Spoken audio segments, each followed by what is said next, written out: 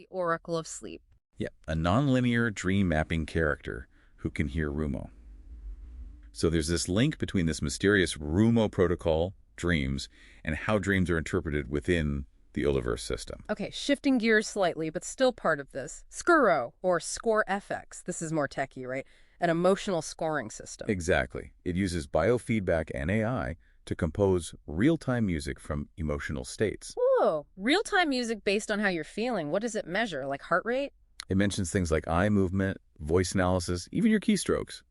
The idea is to translate those internal states directly into something expressive, like music. They mention applications for games, maybe couples therapy, film scores. Fascinating. The briefing also mentions specific project nodes showing how this architecture is actually being used.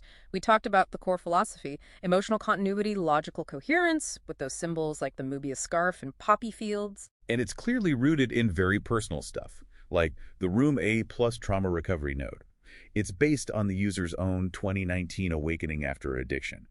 And it deliberately takes this symbol of psychological torture. Room 101 from 1984. Yeah, and flips it, transforming it into a healing chamber. That's powerful. An inversion of Orwell's dystopia into a space for healing. And that connects to 0984 Book of When ACL, which is framed as an emotional inversion of Orwell's 1984 itself. Right, with characters like Winston and Julia. Note the spelling is opposites of Winston and Julia.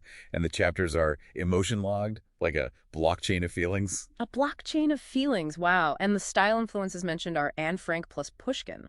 That's quite a mix. It really is. There's also the Kaplan clan collapse, which seems to use a specific family story arc for realistic trauma healing, mapping out the family members involved. And then there's a really significant, potentially sensitive node, sexual truth plus taboo healing. This aims at unshaming sexuality, sacred eroticism, truth through desire. Yeah, that tackles some really heavy topics head-on. Masturbation, cultural guilt, the live-sex economy, nun-celibacy. And the quote they include really sums up the approach. If you can do it, God saw it already. It suggests a kind of radical acceptance is built into this system. The briefing also gives a snapshot of the project's current focus.